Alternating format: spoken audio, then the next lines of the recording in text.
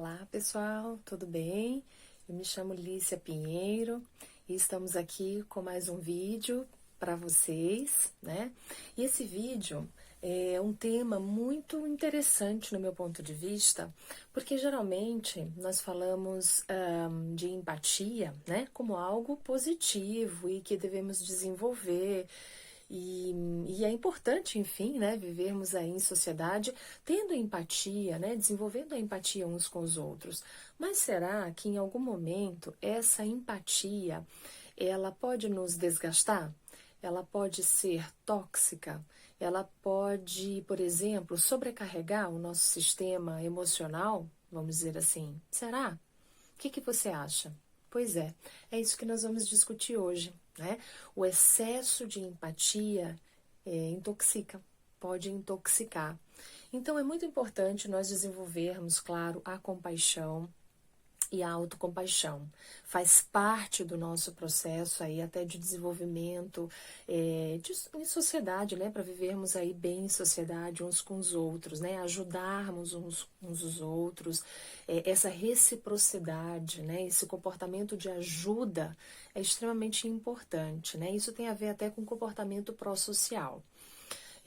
No entanto, assim, nós temos várias pesquisas aí, pesquisadores que falam, né, de todo esse processo dentro do nosso cérebro e até fala dos neurônios espelho, né, na relação aí com a empatia. Então, nós temos, por exemplo, a ressonância empática. É evolutivamente adaptativa porque nos permite cooperar uns com os outros para para melhor criarmos nossos filhos e nos defendermos contra o perigo. Então, nós somos programados para a interação social, né? É importante isso para nós. Embora a empatia seja geralmente uma coisa boa, aí é o que nós estávamos falando. Às vezes ela, né, em excesso, ela pode gerar aí um problema. Porque quando nós estamos em ressonância com a dor do outro, isso pode, então, chegar no nível de assimilação tão grande que começa a gerar sintomas, né, não tão saudáveis assim em mim. Especialmente isso acontece, né, com as pessoas aí que têm, às vezes, profissões, inclusive, que trabalham muito com essa dor do outro, né? Ou pessoas que são muito sensíveis a isso. E que geralmente, inclusive, essas pessoas são aquelas onde os amigos, familiares, pessoas próximas gostam de conversar, procuram para receber ali uma palavra amiga, um ombro amigo, né? Geralmente fala assim: ah, vou procurar o fulano porque ele sempre tem uma palavra para me dizer, um conselho para me dar. E geralmente quando eu termino de falar com essa pessoa, eu me sinto muito bem, né? Tá tudo certo quanto a isso, nada contra. A questão é como você fica depois dessa interação social, onde você se doou para essa pessoa, né? Você então assimilou, trouxe para você essa dor dessa pessoa, né? E é como se tivesse feito uma hemodiálise, né? Uma troca. Você absorveu aquilo daquela pessoa, aquela situação, aquela dor e devolveu para ela aí através de palavra, né? Através do acolhimento, de ideias novas aí, transmitiu para ela vamos dizer, enfim, um acolhimento, uma coisa boa. E aí ela sai bem e você então fica, né, com aquela dor. E precisa trabalhar isso, precisa aprender, né, a fazer o manejo disso, né? Porque senão vai começando a acumular. Então, olha só, não é suficiente entender sobre o que é empatia. Nós precisamos analisar muito bem, dissecar essa palavra para saber como lidar com ela. Então, assim, existem diferentes tipos de empatia. Nós temos, por exemplo, a empatia cognitiva, né? Onde nós compreendemos, entendemos, assimilamos aí o que a pessoa está falando, né? Através aí das ideias. É um processo cognitivo, intelectual, né? Uma empatia intelectual, a nível de ideias. Há também a preocupação empática, que implica aí a capacidade de compreender e experimentar os estados emocionais do outro. Então, eu posso também ficar preocupado com o que está acontecendo com um familiar, um amigo, né? E, enfim, pensar sobre isso, né? E ter aí esses sentimentos, né? Esse sentimento e pensamento em relação, né, essa pessoa, essa situação que a pessoa está passando. É de fato aí uma preocupação autêntica, né, em relação a essa situação. E assim, precisa ir sempre observando o quanto essa preocupação eu consigo lidar ou quanto essa preocupação ela ultrapassa o limite, né? E aí, por exemplo, eu já não consigo mais dormir, eu não consigo mais trabalhar, eu não consigo mais interagir com as outras pessoas, porque aquilo ocupou tanto a minha mente, ocupou tanto, né, assim, eu tô tão preocupada com o outro que eu, né, paraliso as minhas ações. Então, é um excesso aí de preocupação, é um excesso de empatia relacionada aí à preocupação. Então, fique atento. Há também a empatia que pode ser descrita como um simples contágio emocional. Então, gera uma grande dose de sofrimento pessoal. Nós nos deixamos aí ser abalados pelas emoções das outras pessoas, né? E não somos capazes de nos proteger. Um aspecto, pessoal, extremamente importante quando a gente estuda a empatia é nós entendermos o nosso limite, né? As nossas fronteiras aí. As fronteiras que servem para que nós entendamos aí até onde eu dou conta, né? Até onde eu sou capaz de aguentar essa demanda que está vindo. Esse mapeamento, ele é extremamente importante, isso faz parte do nosso autodesenvolvimento e do nosso autoconhecimento, extremamente importante. Se eu não tenho autocompaixão por mim mesmo, como que eu vou desenvolver isso no outro? Né? Eu primeiro preciso aprender a desenvolver essa autocompaixão comigo mesma. Quais são os meus limites? Quais são as minhas possibilidades? Até onde eu posso ir? Né? Não ficando intoxicado, não adoecendo. Esse discernimento, esse mapeamento que eu faço primeiro comigo mesmo, até como um treinamento, vamos pensar assim, eu posso depois ajudar o outro, né, até didaticamente a desenvolver. Mas se eu não consigo, né, comigo mesmo, então fica incoerente. Aí nós entramos naquelas falas que é faço o que eu digo, mas não faço o que eu faço. E é muito incoerente isso, né? Nós precisamos realmente ter coerência entre aquilo que a gente fala e aquilo que a gente faz, né? Então, preocupar-se excessivamente com a dor emocional dos outros, sem ter as ferramentas psicológicas, né, para lidar com isso, com essa situação, gera um desgaste em nós através da empatia. Isso que eu estou falando sobre a toxicidade, né, e a sobrecarga desse excesso de empatia. A pessoa não sabe lidar. É igual você vai entrar num trabalho onde você não tem noção do que você está fazendo. Então, tem que saber usar as ferramentas corretamente, não é mesmo? Bom, então assim, para nós começarmos a aprofundar sobre esse processo aí da empatia e até o desgaste, eu trouxe aqui algumas ideias. Inclusive, talvez alguns de vocês conheçam a síndrome de burnout, né? Que é aquele excesso de estresse, o estresse crônico que as pessoas elas passam, né, por um longo período e desenvolve então essa síndrome de burnout. E nessa síndrome há uma série de consequências, né, na vida emocional da pessoa e até afeta muito a qualidade de vida dela, inclusive das próprias relações profissionais, familiares, as interações de maneira geral, né? Então nós temos aí uma exaustão emocional dentro dessa síndrome.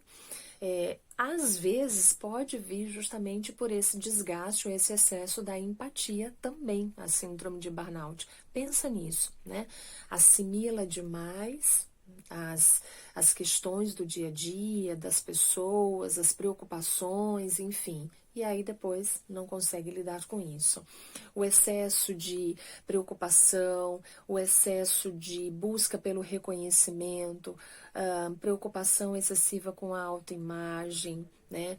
A busca aí por, enfim, agradar as pessoas, né, externas, muitas vezes até alienando ou até né, negando necessidades importantes suas para atender só ao outro. Veja quanta coisa, né, que gera esse excesso todo emocional, né? A síndrome de burnout é um dos aspectos aí que, né, pode se associar a essa condição.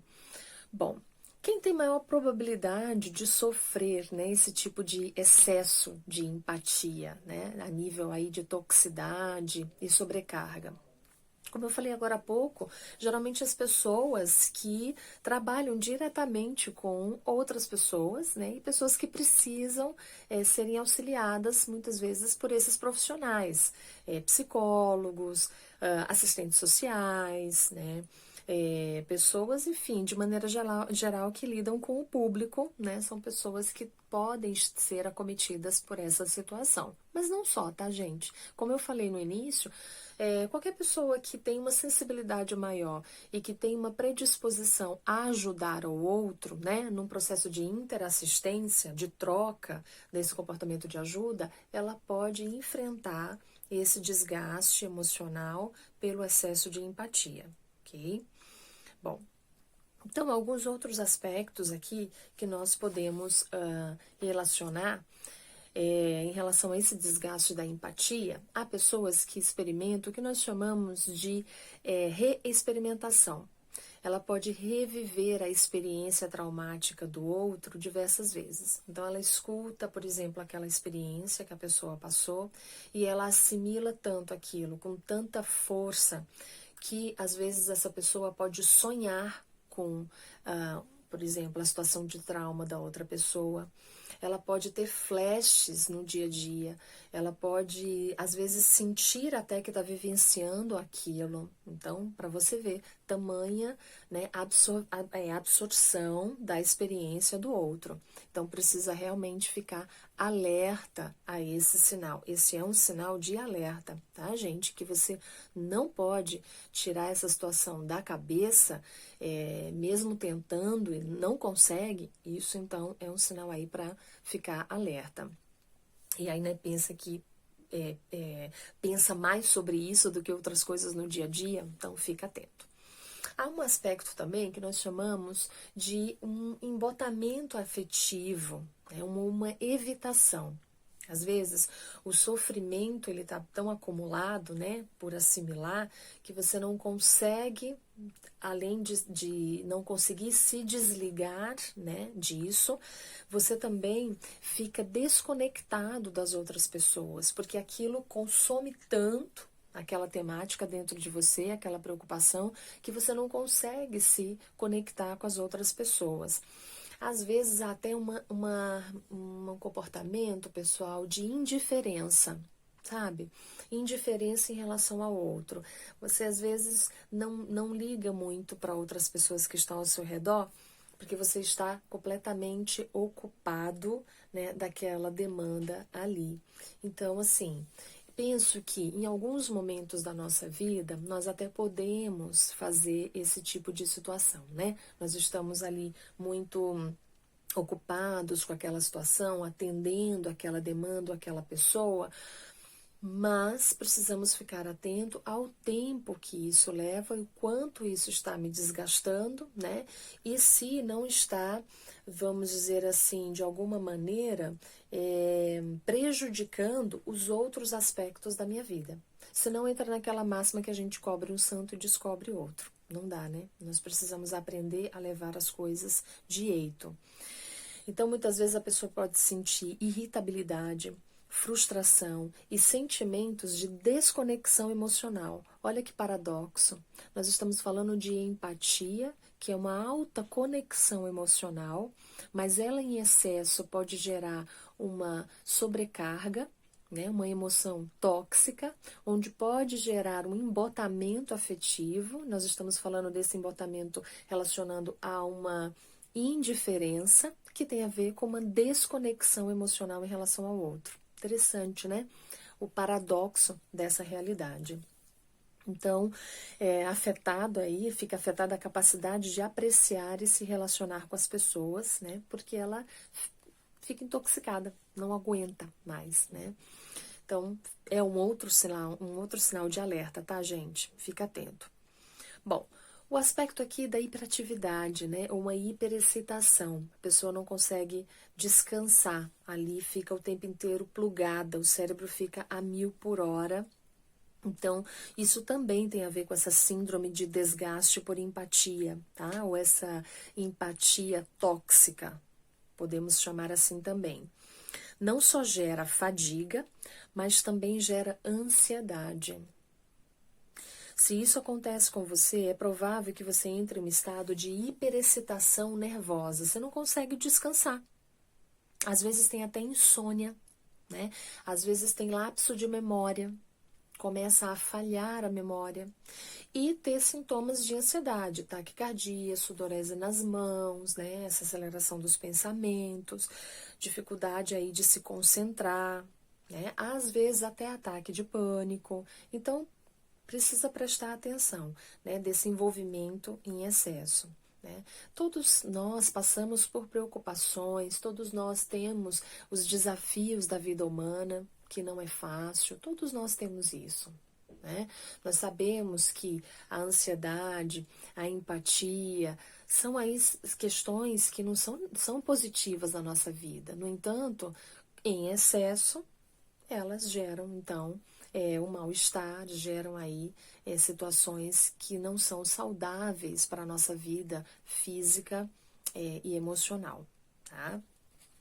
Como que nós podemos evitar esse desgaste, gente? Esse desgaste aí emocional, como que nós podemos diminuir essa condição aí da empatia tóxica? Bom, um aspecto, vejo aqui, que é extremamente importante, é nós podermos dedicar um tempo no nosso dia a dia para as atividades de lazer, aquilo que a gente gosta de fazer, estar em contato, às vezes, com a natureza, né?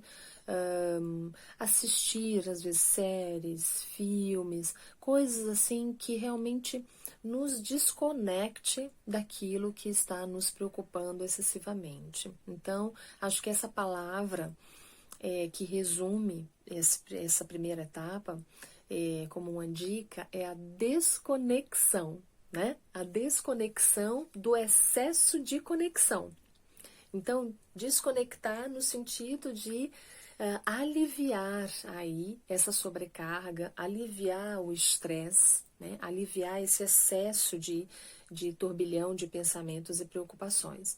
Então, às vezes, estar em contato com os filhos, com amigos, mas sobre outras temáticas, conversando sobre outros assuntos, isso pode ajudar, né? Claro que quem tem a chance de, às vezes, caminhar numa grama, né, entrar em contato com a água, com a árvore. Nossa, gente, a natureza, ela é maravilhosa para fazer essa troca, né, de estresse negativo para esse estresse positivo, essa sobrecarga, né, essa troca de energia. Isso é muito bacana. Bom, praticar meditação ou técnicas de relaxamento que permitam você também fazer essa desconexão, né? Recarregar as suas baterias emocionais para as próximas demandas, né? Que nós temos muitas. Estimular esse estado de paz interior é extremamente importante. Se você nunca experimentou meditação, vale a pena, né? Ajuda bastante, nos desacelera e nos coloca em conexão com o nosso eu interior, nos coloca em conexão com a gente mesma, com as nossas necessidades, com aquilo que a gente está sentindo, e alivia bastante. E aí é como se aquele banho, né, que a gente precisa para recarregar as baterias e começar um novo dia. Não é verdade? Muita gente fala, nossa, Alicia, quando eu tomo um banho assim, ele me relaxa, parece que eu revigoro as minhas energias. É impressionante. É isso daí, né? Mas nós precisamos fazer banhos também de pensamentos e emoções tóxicas, certo? Porque senão só o banho mesmo com a água ali, e se a gente não mudar a frequência dos nossos pensamentos, não vai adiantar. A gente toma banho, sai do chuveiro, senta no sofá e voltam aquelas preocupações. Desconecta, gente, desconecta, tá? Saiu do trabalho, deixa as preocupações lá. Vai para casa, então se envolve com as questões ali de casa, da família, das demandas, dos filhos. Acabou aquela parte, agora vai atender às suas necessidades. Então, tentar fazer a gestão do seu tempo, né, de maneira mais, com qualidade, de maneira mais saudável. É um desafio para todos nós, isso não é simples, mas a gente precisa começar a praticar, precisa começar por algum lugar, né, gente? Um outro aspecto, aprenda a desenvolver uma distância psicológica dos problemas, tanto dos seus quanto dos outros. Não é ser frio, tá? Não é não ligar para os problemas das outras pessoas. Mas, gente, é aquilo que eu falei agora há pouco, aprender a fazer esse limite, né? Aprender a criar essa fronteira, a essa barreira. Olha, eu permito até aqui não dá, né? Isso é extremamente saudável. Extremamente saudável. Até porque, se eu quero realmente ajudar a outra pessoa, eu não preciso estar bem? Eu preciso estar bem, né, gente, para ajudar o outro? Eu preciso estar minimamente saudável. Como é que eu vou ajudar o outro se eu estiver doente? Como é que eu vou ajudar o outro se eu estiver me sentindo mal? Se eu estiver para baixo? Eu não vou conseguir ajudar o outro da maneira como até mesmo eu espero, até mesmo o outro precisa. Então, nos cuidar também significa que, ao me cuidar, eu estou qualificando a minha ajuda ao outro. Percebe? Então é extremamente importante essa condição, tá? Não é uma questão egoísta de ficar olhando só para si e as próprias necessidades. Não, é que eu preciso estar realmente bem para poder fazer um bom trabalho, um bom serviço, vamos dizer assim, né? Dentro desse comportamento de ajuda. Eu não posso ajudar o outro se eu estiver cansado, se eu não tiver dormido durante a noite, né? Se eu tiver tido insônia, se eu estiver intoxicado com esses meus pensamentos. Como que eu vou ajudar, né? Posso até tentar, mas não vai ter muita qualidade muitas vezes, tá? Outro aspecto aqui importante, desenvolva a sua inteligência emocional. Aprenda a identificar situações que geram estresse e desconforto e aplique estratégias de enfrentamento para ajudá-lo a deixar ir as emoções que podem prejudicá-lo, né? E aqui a inteligência emocional, nós temos muitas ferramentas sobre a inteligência emocional, né? A questão aí de nós aprendermos a lidar com as nossas emoções, né? Esse aspecto, por exemplo, que eu falei agora há pouco, de criar as fronteiras, aprender a lidar com os limites, aprender a dizer não. Veja bem, aprender a dizer não. As pessoas geralmente têm muita dificuldade de dizer não. Por quê? Porque às vezes acham que vão machucar o outro, que não vão agradar a outra pessoa. E aí elas se desgastam, se intoxicam e como é que fica? Fica um ciclo vicioso, né? Então, uma vez eu escutei uma história, gente, eu vou compartilhar com vocês. É uma pesquisa com 2 pombos. E numa gaiola tinha um pombo, onde os pesquisadores colocavam lá a água e o alimento constantemente para esse pombo. Tá? E ele, então, sabia que sempre que ele precisasse de água e comida, ele ia com o biquinho lá e ele ia ter a água e a comida. O outro pombo, eles colocavam a água e a comida de maneira intermitente. Então, o pombo, ele nunca sabia quando que vinha a água ou o alimento. Então, ele ficava com o biquinho, né, muito mais vezes ali para tentar ver se vinha a água e o alimento, porque nunca sabia quando vinha. Se fizermos uma analogia à nossa vida afetiva, olha que interessante. Quando nós recebemos constantemente, né, somos nutridos afetivamente, desde criança, enfim, e nutrimos e somos nutridos afetivamente, então, é esse pombo que fica aqui com o biquinho e ele sabe que sempre vem comida. Ele não precisa ficar se desgastando ali para receber, né, a comida. Por exemplo, nós não precisamos ali ficar tentando fazer coisas que agradem o outro para recebermos afeto em troca. Esse outro pombo, quando a pessoa, por exemplo, né, uma analogia com o afeto, né, nunca sabe quando vem o afeto, né? Às vezes, de pequenininho, vinha afeto quando fazia alguma coisa engraçadinha e era punido quando fazia alguma coisa errada. Então, essa criança, ou às vezes ela não entendia quando vinha o afeto, porque às vezes ela fazia coisas bonitinhas, mas os pais também não davam os parabéns, enfim. Então, ela nunca sabia quando vinha um afeto. Então, ela fica tentando, né, de diversas estratégias, de diversas formas, fazer coisas para que venha esse afeto. E isso desgasta emocionalmente bastante. Então, em que lado que você está? Nesse lado nutritivo ou no lado onde fica buscando todas as estratégias do mundo para ser reconhecido e para receber afeto em troca? Eu faço uma coisa boa, logo eu recebo afeto em troca. Veja, essa relação de dependência, onde eu fico bem, eu fico nutrido a partir do afeto que eu recebo do externo, né, do mundo exterior, é uma relação que nos vulnerabiliza bastante. Porque nós não sabemos, gente, quando vai vir, né, uma obrigada, quando vai vir um reconhecimento por alguma coisa que a gente fez, nós não sabemos. Então, nós precisamos desenvolver uma condição de autossuporte, uma condição onde nós sejamos capazes de ter essa autocompaixão, esse autorreconhecimento por aquilo que nós somos, pelos nossos valores, né, pelos nossos princípios, por aquilo que a gente realiza. E precisamos ser capazes de reconhecer isso. Entende? Porque aí diminui, né, essa sensação de vulnerabilidade ou essa necessidade excessiva da opinião do outro ou do reconhecimento do outro, ou a necessidade excessiva de agradar ao outro. Né? Tudo isso desgasta a gente muito emocionalmente, né? Gera ansiedade, gera, enfim, uma série aí de situações que nós abordamos hoje aqui na nossa conversa. Então, fica atento a isso, né? Observe como que você está com toda essa situação. E assim, ó, fica a frase do dia, né? Ter empatia pelos outros começa pela compaixão por nós mesmos. Não esqueça disso, tá bom? Muito obrigada por estar aqui, né, no canal, e assistir essa live, essa conversa de hoje. E até a próxima, pessoal. Até mais.